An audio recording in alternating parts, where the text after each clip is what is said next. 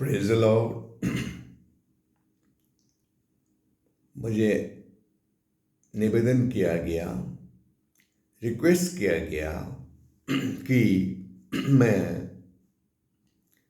Christmas का बारे में हिंदी में बताऊं, क्रिसमस का ओरिजिन का बारे में, क्रिसमस ट्री का बारे में हिंदी में बताऊं, ताकि हमारे पास्टर लोग, विश्वासी लोग समझ सके। क्योंकि मैं इंग्लिश में बताया था और इंग्लिश जानने वालों को पसंद आया और उन्होंने मुझे रिक्वेस्ट की कि मैं हिंदी में बताऊं। इसीलिए क्रिसमस का बारे में मैं हिंदी में बताना चाहूँगा। और ये क्रिसमस का बारे में मैंने ट्रेडिशन को हिंदी में परंपरा कहता है, परंपरा का बारे में बातें करते हुए मैंने क्रिसमस का बारे में बताया था। और क्रिसमस क्रिश्चियन परंपरा है, मसीही परंपरा बन गया है। यानी कि परंपरा का मतलब है मनुष्य की दिया हुआ नियम,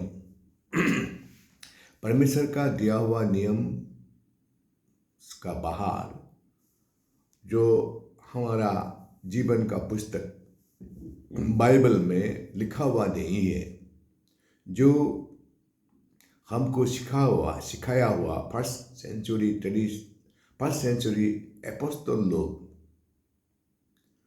उन लोग ने सिखाया नहीं, यानी कि बाइबल में लिखा नहीं, ऐसा बातों को हम करते हैं तो हम उसको परंपरा कहते हैं। यानी कि वो मनुष्य का मन से डाला हुआ चीज है। तो इसीलिए मैंने कहा था कि क्रिसमस परंपरा है, क्योंकि हम बाइबल देखने से हमारा बाइबल में फिर क्रिसमस मनाया हुआ हमको दिखाई नहीं देता है। क्योंकि हम अलग से चुने हुए जन हैं। हमको परमेश्वर ने दुनिया की परंपरा से, दुनिया की रीति रिवाज से चुरा के, इजिप्ट का कल्चर से चुरा के, जुदा इजिप्ट में डाल के, उसका बाद यीशु मसीह आके हमको क्रिश्चियन बना के बाइबल हाथों में देके परमेश्वर ने हमको अपने मार्ग में ले जाना चाहता है और ले जा रहा है। और हमारा भी कोशिश होना चाहिए कि हम परमेश्वर का मार्ग में चले। अगर जो बाइबल में लिखा हुआ नहीं है और first second third century Christian लोग जिसको माना नहीं है, जिसको किया नहीं है, उसको हम अभी करूं और कुछ नया नया ऐड कर जाऊं, तब तो हम हमारा बाइबल को हम डिस्टॉर्ट कर रहा है, यानी कि बाइबल का नियम को हम तोड़ रहा है। तो इसी को मेरा नज़र से, परमेश्वर का नज़र से भी मैं विश्वास करता हूँ वो सही गिना नहीं जाएगा। तो इसीलिए ये हमारे लिए चुनौती है, बड़ा चुनौती है कि हम परमेश्वर का इच्छा से चलूं, बाइबल को प्रैक्टिस करूं, ना बाइबल का बाहर जो लिखा हुआ नहीं है उसको हम करूं। तो ये बड़ा चुनौती आ जाता है। लेकिन हम आत्मिक जन, परमेश्वर का दिल दूर तक बढ़ने के लिए कोशिश करने वाला जन क्या करना चाहिए? बाइबल को प्रैक्टिस करना चाहिए, वचन को पालन करना चाहिए। यीशु मसीह की दिल दूर तक वचन को पालन करते करते अपना आप को बदलते बदलते हुए यीशु मसीह की दिल दूर तक हम बदलना चाहिए। यही तो है मसीही, सच्चा मसीही, आत्मिक मसीही। अभी क्रिसमस का बारे में हमको बताने के लिए वो रिक्वेस्ट किया हिंदी में, इसलिए मैं बता रहा हूं। अभी देखो क्रिसमस आया कब? 336 एडी आफ्टर दैट, यानी कि first century, second century, third century Christmas नहीं था। यानी कि क्रिसमस जो फेस्टिवल, जिस फेस्टिवल से आया, वो फेस्टिवल क्या फर्स्ट सेकेंड थर्ड सेंचुरी में नहीं था? था। यानी कि क्रिसमस का सेलिब्रेशन, असली सेलिब्रेशन यीशु का जन्म से पहले से ही था। क्रिसमस का सेलिब्रेशन यीशु का जन्म का पहले से ही था। Praise the Lord. लेकिन उसका नाम अलग था, उसको अलग ढंग से सेलिब्रेट करता था, और वो जो सेलिब्रेट करता था उसको पागन कल्चर बोलता था। पागन। अभी हमें पागन का मतलब को जानना जरूरी है। पागन का मतलब क्या है? पागन का मतलब उसको कहता है जो बाइबल का परमेश्वर को ग्रहण नहीं करता, उसी को पागन बोलता है। अभी बाइबल का परमेश्वर को ग्रहण करने वाला जन किसको किसको कहता है? एक नंबर मुस्लिम, तो वो अब्राहम का वंश है, इस्माइल का वंश है। वो अब्राहम का पिताजी को, अब्राहम का परमेश्वर पिता को खुदा मान के विश्वास करता है। पहला दो पागन नहीं। और जुदाइज्म, इस्राएल का लोग अभी भी यीशु को विश्वास नहीं करता है, उसको जुदाइज्म बोलता है। यानी कि जो बाइबल का परमेश्वर को विश्वास करता है, इसलिए वो पागन नहीं है। और हम लोग जो यीशु मसीह को विश्वास करता है, तो ये तीन परमेश्वर असली में एक ही है।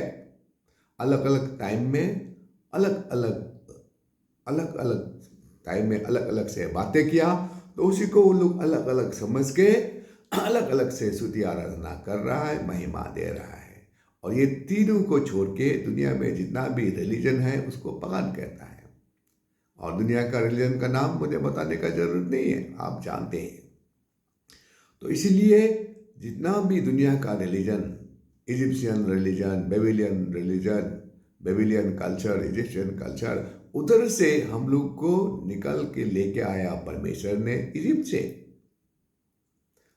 अब्राहम का वंश को इजिप्ट का बंधन से लेके आया, और परमेश्वर ने बोला, मैं जो सिखाता हूं, मैं जो बताता हूं, तू मुझे छोड़कर कोई परमेश्वर को नहीं मानना।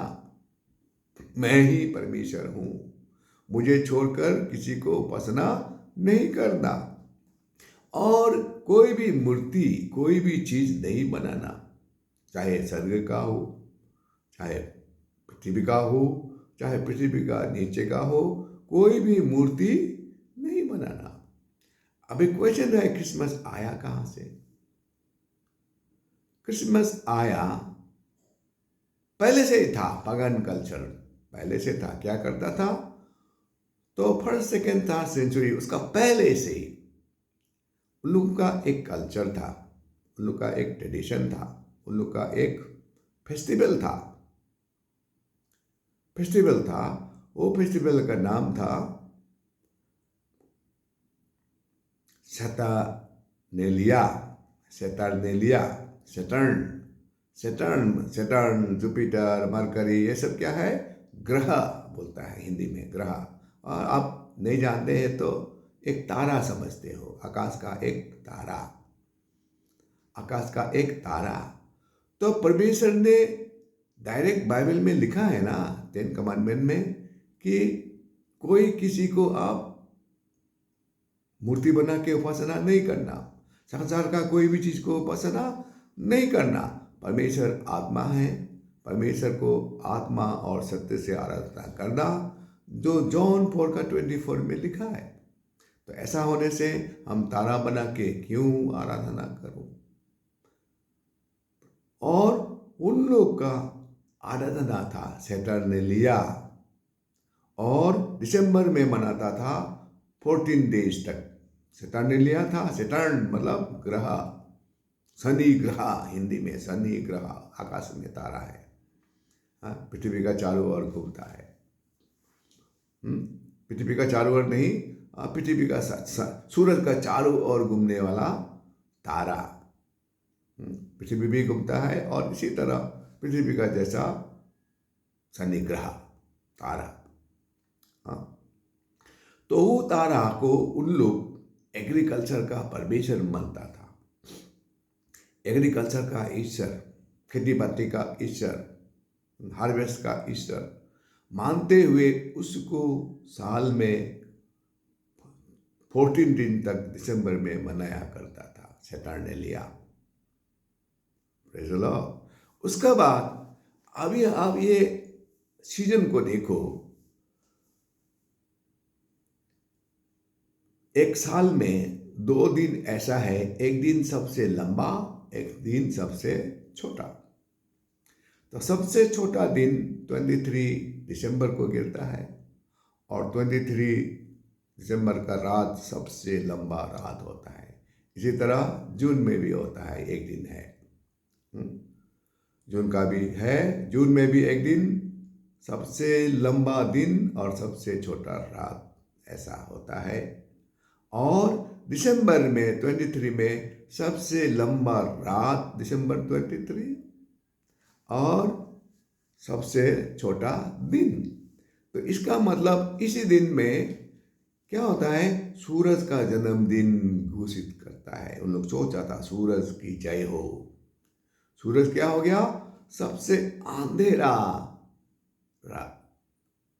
रातों से पार होके अभी दिन लंबा होते जा रहा है, यानी कि सूरज की जय। हाँ, यानी कि सूरज की विक्ट्री, अंधेरा के ऊपर रोशनी की विक्ट्री, रातों का ऊपर दिन की विक्ट्री, और सूरज की जन्म गिना जाता है, बर्थडे ऑफ मित्रा, यानी कि सूरज का जन्म घोषित करके, सूरज को जन्म देके, जन्मदिन घोषित करके उन लोग 25 दिसंबर को सूरज का जन्मदिन मनाया करता था, birthday of Mitra. This is the birthday of sun god. 25 दिसंबर was the birthday of sun god. It was a pagan culture। और आपको बताया पागन का मतलब क्या है, पागन का मतलब क्या है। तो इसी तरह देखो, ये अंधेरी, लंबा अंधेरी रातों में छोटा दिन बड़ा दिन होने लगा। और इसी समय नॉर्थ यूरोप में क्या होता है, बहुत ठंडा, अंधेरी रातों में, लंबा अंधेरी रातों में, बहुत ठंडा दिनों में क्या होता है, पेड़ हरा भरा रहता है, कोई कोई पेड़। हाँ, उसी जगह में बर्फीला देश में, हाँ, ये लंबा रातों में, लंबा बड़ी ठंडी के दिनों में कोई कोई पेड़ हरा भरा रहता है। जब पेड़ों को हरा भरा देखा ऐसा अवस्था में, तो उन लोग ने सोचा ये पेड़ में महान शक्ति है। तो इसीलिए उन लोग को पेड़ कोई आराधना करने लगा, पेड़ कोई भगवान बना के आराधना करने लगा। अभी देखो, पेड़ को आराधना करना तो क्या हो गया, हाँ, पेड़ को सजाना, पेड़ को भगवान समझना, तो क्या हो गया, ये क्या परमेश्वर का इच्छा का अनुसार है, कुछ बना के उसको आराधना करना। परमेश्वर ने कभी बोला क्या, कुछ बनाओ और उसको आराधना करो? तो मूर्ति पूजा नहीं हुआ क्या? मूर्ति पूजा हुआ ना, मूर्ति पूजा हुआ। इसीलिए क्या हुआ, क्रिसमस ट्री बनाया, क्रिसमस ट्री बनाया, क्रिसमस ट्री बना के उसको सजा के उसमें तारा लटका के सजा उजा के सुंदर करके क्रिसमस ट्री को आराधना किया। और 25 दिसंबर सूरज का जन्मदिन का था। फिर ऐसा चलते चलते चलते एक दिन रोमन का राजा कॉन्स्टेंटाइन क्रिश्चियन बन गया। क्रिश्चियन बन के उसने सोचा क्रिश्चियन कल्चर को आगे बढ़ाइए, अभी पागन कल्चर को डाउन करे। उसने ऐसा सोचा, पॉलिटिकल मोटिव में, अपना इच्छा में सोचा, लेकिन उसका सोच गलत था। उसने क्या किया, यीशु का जन्मदिन 25 तारीख बना दिया, और अपना जन्मदिन था मित्र का जन्मदिन था। तो यीशु का जन्मदिन को, यीशु का नाम को उठाने के लिए फिर 25 दिसंबर को ही वो बना दिया, यीशु का जन्मदिन बना दिया, जो बाइबल में लिखा नहीं, जो बाइबल में कभी यीशु को जन्मदिन को पालन किया नहीं, तो उसी को ही ला दिया। वो अपना जन्मदिन था और वो सूरज की जन्मदिन था, और अपना क्रिश्चियन होने का कारण पूरा पगान कल्चर को क्रिश्चियन में डाल दिया, क्योंकि उसी समय इससे निकलना बहुत बहुत मुश्किल था। इसको निकलना बहुत मुश्किल था, इसलिए कॉन्स्टेंटाइन का कारण क्रॉस भी आया, और क्रूस को ही ईश्वर बना दिया। क्रूस को आप गला में लटकाओ तो आप बड़ा विश्वासी हो गया। आपका मन का हाल तो नहीं, परमेश्वर को मन को देखता है, आपका मन बदला कि नहीं। आप क्रूस लटकाने सोचता है कि बहुत बड़ा दास है। आप सफेद कपड़ा पहनने से सोचते हो बहुत बड़ा दास है। जो परमेश्वर ने कहा है तू मुख से तो बहुत करीब हो, तेरा दिल बदला नहीं है।